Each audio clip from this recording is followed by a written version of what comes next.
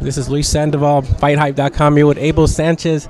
Abel, here we are again. We're just in January, already getting ready for another fight with Gennady. Martin Murray, the opponent this time. Initial thoughts on the fight? I think it's a good fight for us. I think it's a good fight for Martin.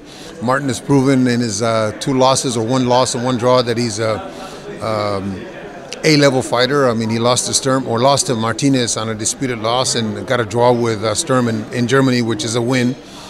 So he's definitely a guy that we have to reckon with, and we have to be sure that we're ready for when the time comes.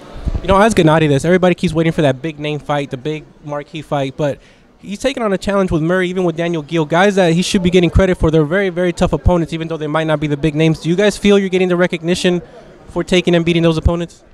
You know, it's a catch-22, I think. You're damned if you do and you're damned if you don't. We just have to keep on trucking. We just have to keep knocking out the guys that everybody considers are a challenge before the fight.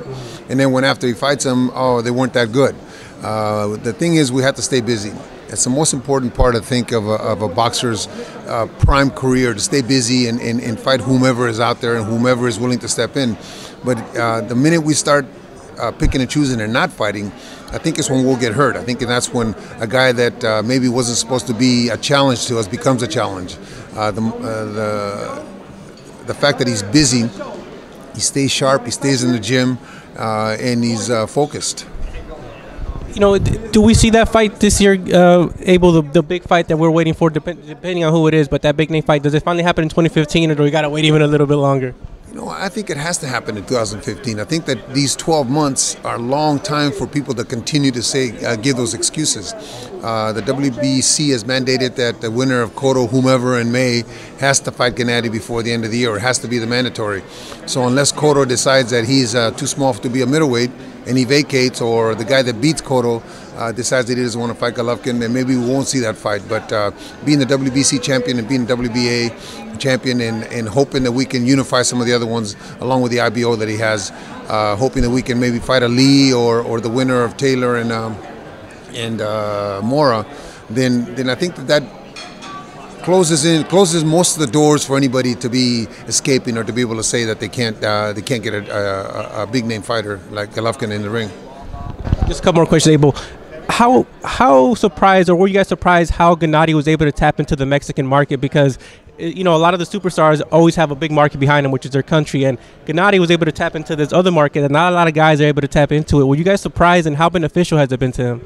Well, originally, when I first got him, I showed him a tape of Julio Cesar Chavez Sr. and Edwin Rosario, and I promised him that if he gave me 3 years, I would make him into that, except that he would be a bigger puncher than Julio was, Julio Sr.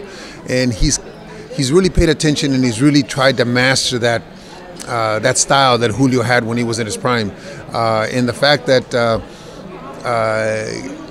it's a Mexican style to him, and it's a Mexican style to the fans, I think that has made him a darling of the Mexican fan, because he's willing to go out there and fight. He's not going to dance, he's not going to move, he's not going to run, he's going to stand there and fight.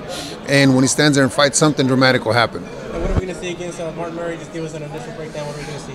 I think if, like with Rubio, like I said with Rubio, if Martin comes out to fight, if Martin comes out to want to win, then we're looking at maybe 3 or 4 rounds. If Martin gets behind a shell, it may be sooner than that. Thank you, Abel. It was a pleasure talking to you. Good luck.